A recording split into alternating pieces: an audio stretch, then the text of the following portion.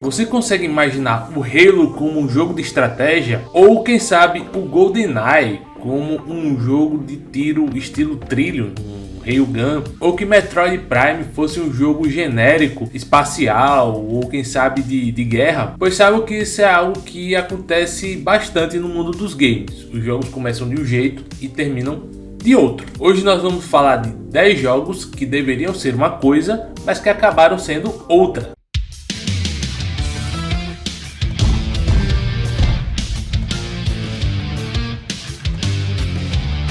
E aí galera rocheda, beleza?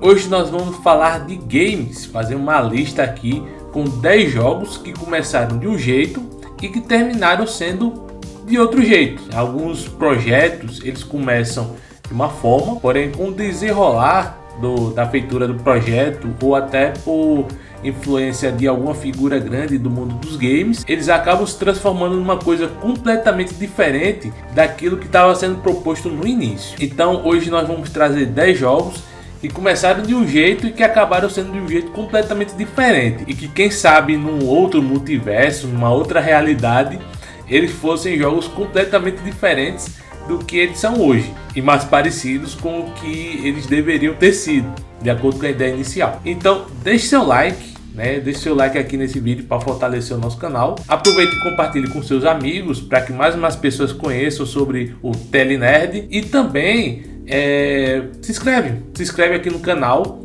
com o sino ativado para ficar por dentro das nossas atualizações. Tá cheio de novidade, tá cheio de coisa bacana que eu pretendo trazer aqui pro canal. Beleza? Bom, então vamos para a lista, começando com Banjo-Kazooie.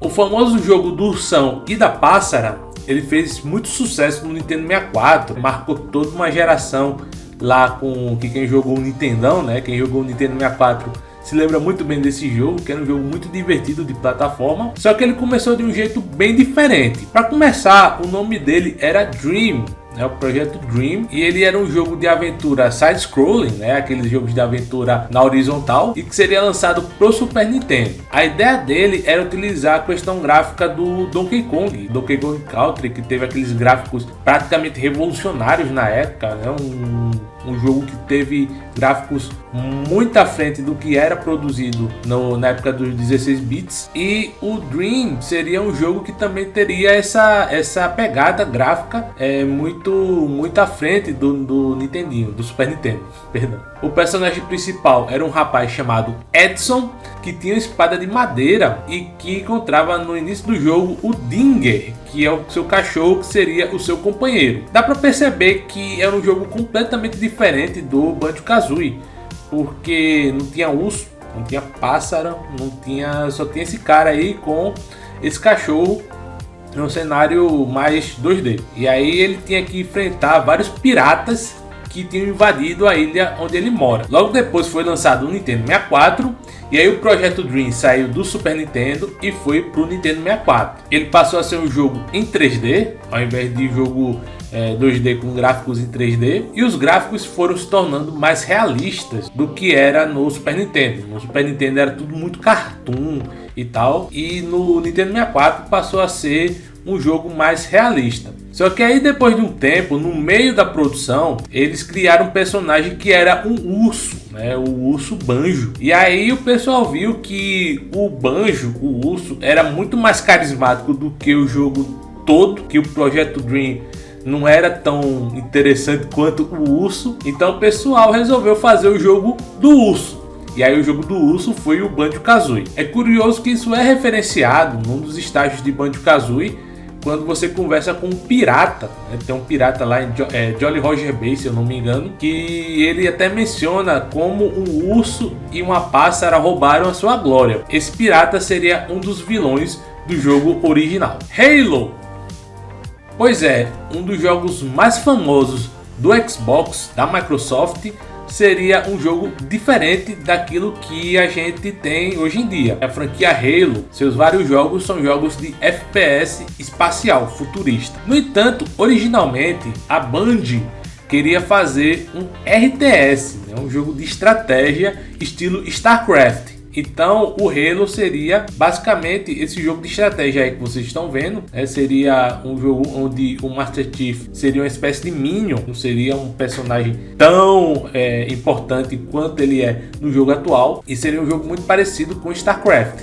Algum tempo depois, a Band decidiu mudar tudo isso, decidiu jogar fora o projeto de um jogo de estratégia e resolveram lançar o jogo de tiro em terceira pessoa, né? Um third person shooter, em que você agora sim iria junto com o Master Chief para enfrentar as várias criaturas espaciais. O Halo foi se tornar aquilo que a gente conhece hoje depois que a Band foi comprada pela Microsoft. E aí a Microsoft decidiu transformar Halo em um dos jogos de lançamento do seu console, né, o Xbox, e o jogo deixou de ser um jogo de tiro em terceira pessoa para se tornar um jogo de tiro em primeira pessoa, um first person shooter, que foi o que acabou consagrando a franquia.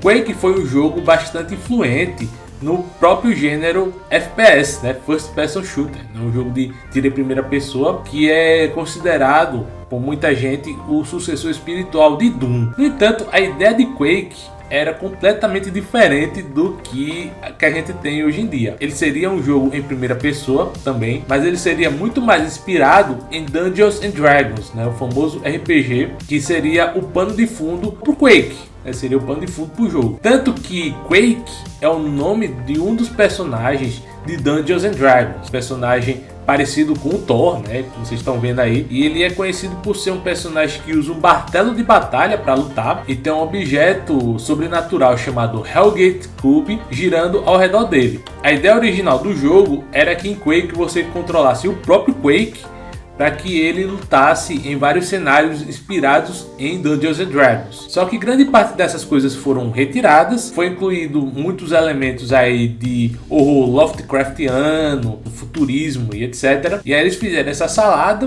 e criaram aí o Quake, né? O Quake que não é mais o personagem Quake, não tem mais o personagem Quake, mas se tornou o jogo que a gente conhece ainda hoje. É curioso que alguns elementos do Quake original ficaram nesse Quake.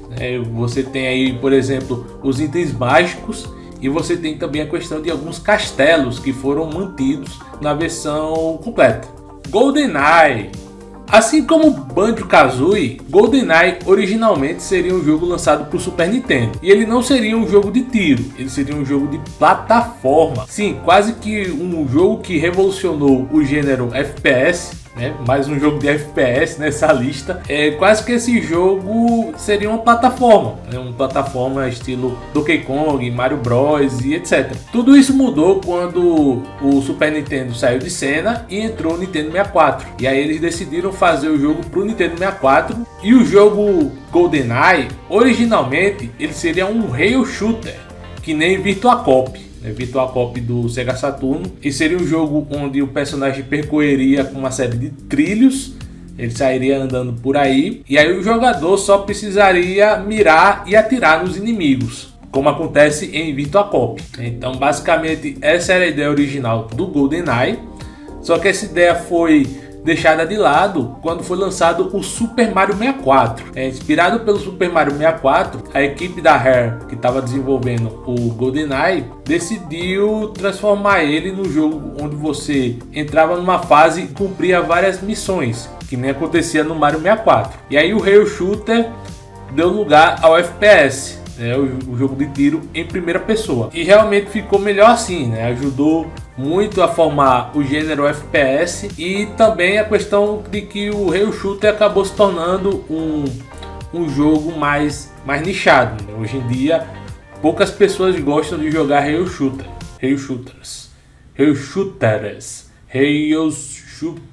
acho que é assim que fala. Você sabia que o mercado de games é o mercado mais rentável do mundo do entretenimento? Um mercado muito grande e que está em expansão, com muitas vagas de emprego. Tão divertido quanto jogar games é você desenvolver os seus próprios games. Só que para isso você precisa conhecer como se faz jogos de videogame. Então para isso que nós trazemos o curso Desenvolvimento de Games da Dunk Code. Com esse curso você vai dominar várias engines, além de você poder desenvolver a sua própria game engine em 2D ou em 3D. Quem vai ensinar você a dominar as engines são pessoas que já estão no mercado e você vai ter a oportunidade de já, durante as aulas, desenvolver projetos reais, criar seus próprios jogos já assistindo às aulas. A Dunk Code tem anos de experiência no setor de programação e de games. Além disso, como o curso é 100% online, você pode assistir às suas aulas em qualquer lugar e pelo resto da sua vida. O curso tem suporte individualizado e ao final do curso você vai receber um certificado profissional que vai mostrar ao mercado que você é expert no mundo dos games. Além disso, se você não gostar do curso,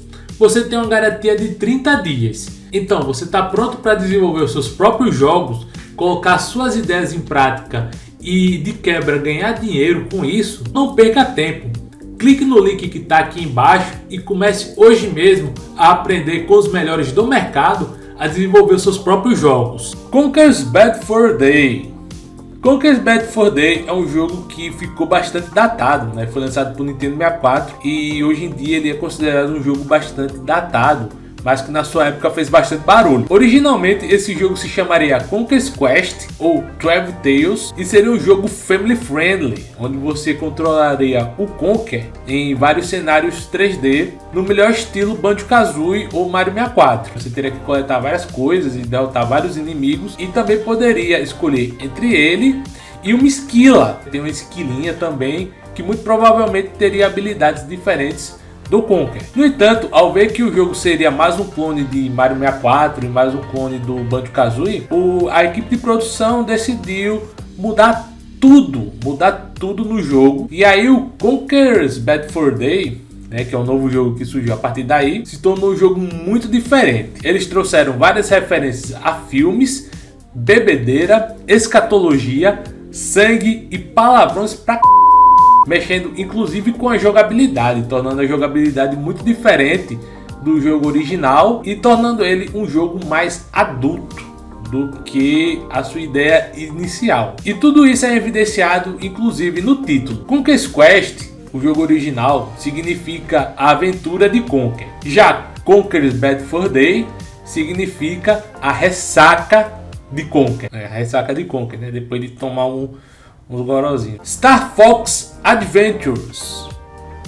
Originalmente esse jogo seria um jogo para Nintendo 64 chamado Dinosaur Planet. Nesse jogo, dois lobos viveriam no mundo com dinossauros e lutariam contra a ameaça de um tirano. No entanto, graças à intervenção de Shigeru Miyamoto, ele viu que aquele jogo seria melhor se ele fosse um jogo da franquia Star Fox. Consequentemente, o jogo saiu do Nintendo 64.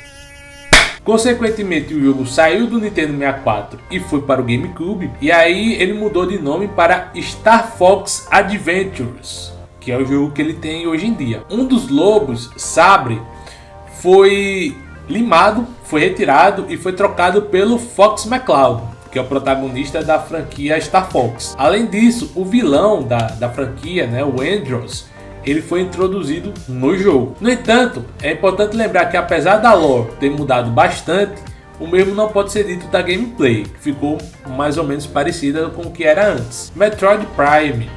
Outro jogo que mudou graças a Miyamoto foi justamente o Metroid Prime. Numa época que ele visitou a Retro Studios, ele viu várias IPs que estavam sendo produzidas pela equipe de lá. Ele não gostou de nenhuma delas, exceto uma, que era um FPS que estava sendo desenvolvido, que não se sabe se era um FPS futurista ou se era um FPS mais de guerra moderna e tal. Miyamoto gostou desse FPS, porém ele queria que esse FPS fosse um jogo da franquia Metroid, né? Já que Metroid naquela época, início dos anos 2000, estava uma franquia muito esquecida. O último jogo tinha sido o Super Metroid por Super Nintendo. A gente tá falando aí na época do GameCube já. Então ele decidiu reviver essa franquia com esse jogo de FPS. Mas aí fica a pergunta: e se Miyamoto não tivesse intervido nessa IP? Será que a gente teria mais um jogo de guerra?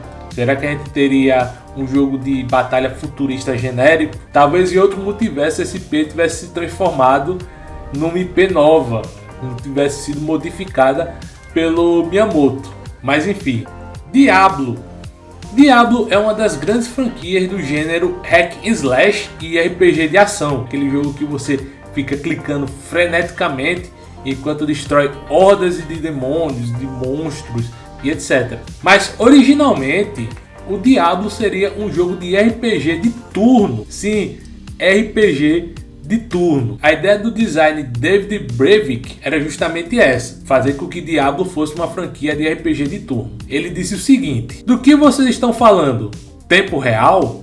Não, não, não, não. Este não é um de seus jogos de estratégia. Então a ideia do Brevik era tornar Diablo um jogo de RPG de turno. E aí foi feita uma votação dentro da Blizzard para decidir se o Diablo seria um jogo de RPG de ação ou se seria um jogo de RPG por turno. E o voto do Brevik foi um voto vencido. A maioria do pessoal da produção queria que Diablo fosse um RPG de ação.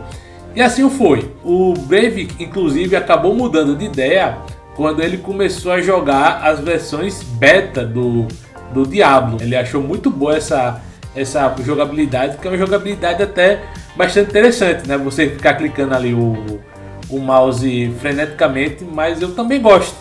Tanto que eu já zerei os 2 primeiros Diablos. Devil May Cry.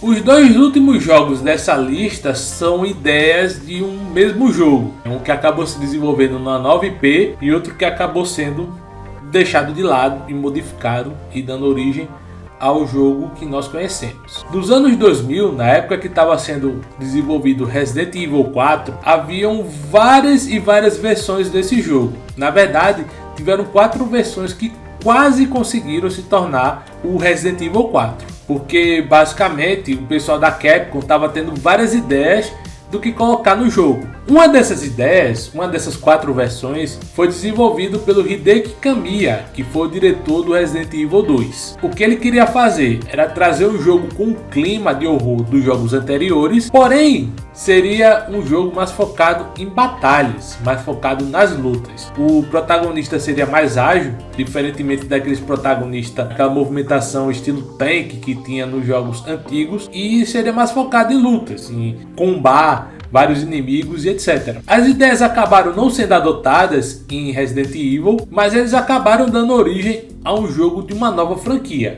no caso Devil May Cry. Então quase que Devil May Cry seria um jogo da franquia Resident Evil, né? Curioso saber disso. Resident Evil 4. Por fim, nós temos o próprio Resident Evil. Como eu já disse aqui, esse jogo tinha 4 versões antes de ser lançada, e uma dessas versões era bem interessante, era conhecida como Resident Evil 3,5. Essa versão ela seria muito mais parecida com os jogos clássicos do Resident Evil, trazendo o clima de horror, trazendo toda a ambientação dentro de um castelo, mas também acrescentaria novos elementos à temática do horror, como por exemplo alucinações.